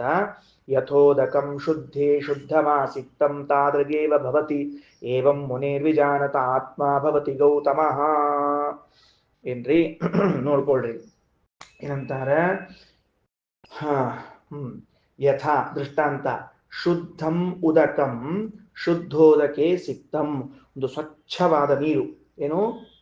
ಉದಕಂ ಶುದ್ಧೇ ಶುದ್ಧಮಾಸಿಕ್ತಂ, ಸ್ವಚ್ಛವಾದ ನೀರನ್ನು ಇನ್ನೊಂದು ಸ್ವಚ್ಛವಾದ ನೀರಿನಲ್ಲಿ ಹಾಕಿದಾಗ ತಾದೃಗೇವ ಭವತಿ, ಮೊದಲು ಇದ್ದ ನೀರಿನಂತೆ ಇದು ನೀರಾಗತ್ತೆ ಹೊರತಾಗಿ ಎರಡೂ ನೀರು ಸೇರಿಕೊಂಡು ಒಂದಾಗುವುದಿಲ್ಲ. ಯಾಕ? ವೃದ್ಧಿ ಕಾಣಿಸ್ತದ. ಪಾತ್ರೆಯಲ್ಲಿ ಮೊದಲು ಅರ್ಧ ಪಾತ್ರೆ ಶುದ್ಧ ಜಲ ಇತ್ತು, ಶುದ್ಧವಾದ ಜಲ ಇದ್ದ ಅರ್ಧ ಪಾತ್ರೆಯಲ್ಲಿ ಇನ್ನರ್ಧ ಶುದ್ಧ ಜಲವನ್ನ ಹಾಕಿದ್ರಿ. ಈಗ ಹೆಂಗ ಭಗವಂತನಲ್ಲಿ ಮುಕ್ತನು ಪ್ರವೇಶ ಮಾಡಿದ ಅನ್ನೋದಕ್ಕೆ ದೃಷ್ಟಾಂತ ಕೊಡ್ಲಿಕ್ಕೆ ಅರ್ಧ ಪಾತ್ರೆ ಶುದ್ಧ ಜಲದಲ್ಲಿ ಇನ್ನು ಶುದ್ಧ ಜಲ ಹಾಕಿದ್ರಿ. ಹಾಕಿದಾಗ ಏನಾಯ್ತು ಅಂದ್ರೆ ಕೆಳಗಿನ ಶುದ್ಧ ಜಲ ಮೇಲಿನ ಶುದ್ಧ ಜಲ ಎರಡೂ ಸೇರಿ ಒಂದೇ ರೀತಿಯಾದವೇ ಹೊರತಾಗಿ ಒಂದೇ ಆಗಲಿಲ್ಲ. ಹಂಗ್ರಿ ಅಂದ್ರೆ ಒಂದೇ ಆಗಿದ್ರೆ ಅರ್ಧ ಪಾತ್ರೆ ಉಳಿಬೇಕಾಗಿತ್ತು. ಫುಲ್ ಪಾತ್ರೆ ಯಾಕಾಯ್ತು? ಫುಲ್ ಪಾತ್ರೆ ಆಯಿತು ಅಂದ್ರೆ ಎರಡು ಪ್ರತ್ಯೇಕವ ಅಂತ ಅರ್ಥ ಅಲ್ಲಿ. ಅದರಿಂದ ಏವಂ ಈ ರೀತಿಯಾಗಿ ವಿಜಾನತಃ ಮುನೇಹೇ ಆತ್ಮ, ವಿಜಾನತಃ ಮುನೇ ಆತ್ಮ, ಅಪರೋಕ್ಷ ಜ್ಞಾನಿಗಳಿಗೆ ಸ್ವಾಮಿಯಾಗಿರುವಂತಹ ವಾಯುದೇವರೂ ಕೂಡ, ಅಂದ್ರೆ ಬ್ರಹ್ಮದೇವರು ಕೂಡ ಮುಕ್ತರಾದ ಮೇಲೆ ಭಗವಂತನಿಂದ ಏನಾಗ್ತಾರೆ? ಸಾದೃಶ್ಯವನ್ನು ಹೊಂದುತ್ತಾರೆ ಹೊರತಾಗಿ ಭಗವಂತನ ಜೊತೆಗೆ ಐಕ್ಯವನ್ನು ಹೊಂದೋದಿಲ್ಲ. ಇಲ್ಲಿ ನೆನಪಿಟ್ಟುಕೊಳ್ರಿ, ಮುನೇಹಿ ವಿಜಾನತಃ ಆತ್ಮ ಅನ್ನೋ ಶಬ್ದಕ್ಕೆ ಅಪರೋಕ್ಷ ಜ್ಞಾನಿಗಳಿಗೆ ಸ್ವಾಮಿಯಾದ ಚತುರ್ಮುಖ ಅಂತ ಅರ್ಥ, ಬೇರೆ ಅರ್ಥ ಅಲ್ಲ. ಇಲ್ಲಿ ಆತ್ಮ ಶಬ್ದಕ್ಕೆ ಏನರ್ಥ? ಚತುರ್ಮುಖ, ಬ್ರಹ್ಮದೇವರು ಅಂತ ಅರ್ಥ. ಕೆಳಗೆ ತಗೊಳ್ರಿ ಭಾಷ್ಯ. ವಿಜಾನತಃ ಮುನೇಹಿ ಅದಕ್ಕೆ ಬಹುವಚನ ಮಾಡ್ಕೋಬೇಕು, ಏಕವಚನದ ಬಹುವಚನ. ಅಪರೋಕ್ಷ ಜ್ಞಾನಿಗಳ ಆತ್ಮ ಸ್ವಾಮಿಯಾಗಿರುವಂತಹ ಯಾರವರು? ವಾಯುರಪಿ, ವಾಯುದೇವರು ಕೂಡ. ಅಂದ್ರೆ ವಾಯುದೇವರು ಮೋಕ್ಷಕ್ಕೆ ಹೋಗಂಗಿಲ್ಲ, ಆದ್ದರಿಂದ ಬ್ರಹ್ಮದೇವರು ಹೋಗ್ಬೇಕು, ಮುಂದೆ ವಾಯುದೇವರು ಬ್ರಹ್ಮದೇವರು ಆದ್ಮೇಲೆ ಹೋಗ್ಬೇಕಾಗ್ತದೆ. ತಾದೃಗೇವ ಭವತಿ, ಭಗವಂತನ ಸಾದೃಶ್ಯವನ್ನ ಪಡಿತಾರ. ನತು ಸಯೇವ ಭವತಿ, ಅವರೇ ಭಗವಂತ ಆಗುವುದಿಲ್ಲ. ಕಿಮು ಅನ್ನೇ ಜೀವ, ಇನ್ನು ಉಳಿದ ನಮ್ಮ ಜೀವರ ಪರಿಸ್ಥಿತಿ ಏನು? ಅದಕ್ಕೆ ಸರ್ವೇಷಾಂ ಜ್ಞಾನಿನಾಂ ಆತ್ಮ, ಎಲ್ಲ ಜ್ಞಾನಿಗಳಿಗೆ ಆತ್ಮನಾದ, ದೇವಾನಂಚ ವಿಶೇಷತಃ ದೇವತೆಗಳಿಗೆ ಸ್ವಾಮಿಯಾದ, ಮುಕ್ತೋ ವಾಯುಶ್ಚ, ಮುಕ್ತರಾದ ವಾಯುದೇವರು ಅರ್ಥಾತ್ ಬ್ರಹ್ಮದೇವರು, ಸಾದೃಶ್ಯಮೇವ ವಿಷ್ಣೋಸ್ತು ಗಚ್ಚತಿ, ಭಗವಂತನಿಗೆ ಸಾದೃಶ್ಯವನ್ನ ಹೊಂತಾರೆ ಹೊರತಾಗಿ ಏನಾಗೋದಿಲ್ಲರಪ್ಪ? ಭಗವಂತನ ಸಾದೃಶ್ಯವನ್ನು ಹೊಂತಾರೆ ಹೊರತಾಗಿ ಐಕ್ಯವನ್ನು ಹೊಂದುವುದಿಲ್ಲ. ನತು ತದ್ರೂಪತಾಂ ಯಾತಿ, ಎಂದು ಅವನ ರೂಪವನ್ನ ಇವರು ಹೊಂದುವುದಿಲ್ಲ. ಕಿಂವನ್ನೇ ದೇವಮಾನುಷಾಹ, ಇನ್ನು ಉಳಿದ ದೇವತೆಗಳ ಮಾನುಷರ ಬಗ್ಗೆ ಏನ್ ಹೇಳಬೇಕು? ಅದರಿಂದ ಯಾವ ಕಾರಣಕ್ಕೂ ಏನಾಗೋದಿಲ್ಲ? ಅಭೇದ ಬರುವುದಿಲ್ಲ. ಆಭಾಸ ರೂಪಾಸ್ತು ವಾಯೋರ್ ದೇವಸ್ಯ ಸರ್ವಶಃ. ಅಲ್ರಿ, ವಾಯುದೇವರು ಬೇಕಾದ್ರೆ ಸದೃಶರಾಗ್ಕೋವಲ್ದ, ಯಾಕ ಉಳಿದ ದೇವತೆಗಳು ಉಳಿದ ಮನುಷ್ಯರಾಗ್ತಾರ ಅಂತ ಕೇಳಿದ್ರೆ, ಆ ವಾಯುದೇವರ ಪ್ರತಿಬಿಂಬರಾಗಿರುವ ನಾವು ಹೆಂಗ್ ಸಾಧ್ಯದ? ವಾಯೋಹೋ ದೇವಸ್ಯ ಸರ್ವಶಃ ಆಭಾಸ ರೂಪಾಹ, ನಾವೆಲ್ಲ ಹೆಂಗಿದ್ದೀವಿ? ವಾಯುದೇವರ ಪ್ರತಿಬಿಂಬರಾಗಿದ್ದೀವಿ. ಆಮೇಲೆ ನಮಗೆ ಬಿಂಬ ನೆನೆಸಿದ ವಾಯುದೇವರೇ ಯಾವಾಗ ಐಕ್ಯ ಹೊಂದುವುದಿಲ್ವೋ, ಇನ್ನು ನಾವೆಲ್ಲ ಹೆಂಗ್ ಹೊಂದುತ್ತೀವಪ್ಪ? ಅದರಿಂದ ಯಾವ ಕಾರಣಕ್ಕೂ ಕೂಡ ಭಗವಂತನ ವಿಷಯದಲ್ಲಿ ಅಭೇದ ಚಿಂತನೆಯನ್ನು ಮಾಡಬಾರದು. ಮುಕ್ತನಾದ ಮೇಲೆ ಅವನು ನಮಗೆ ನಿಯಾಮಕನಾಗಿಯೇ ಇರುತ್ತಾನೆ. ಇತಿ ಕಾಟಕೋಪನಿಷದ್ ಭಾಷ್ಯೆ ದ್ವಿತೀಯಾಧ್ಯಾಯೇ ಪ್ರಥಮಾ ಬಂದಿ ಸಮಾಪ್ತ. ಶ್ರೀಕೃಷ್ಣಾರ್ಪಣಮಸ್ತು.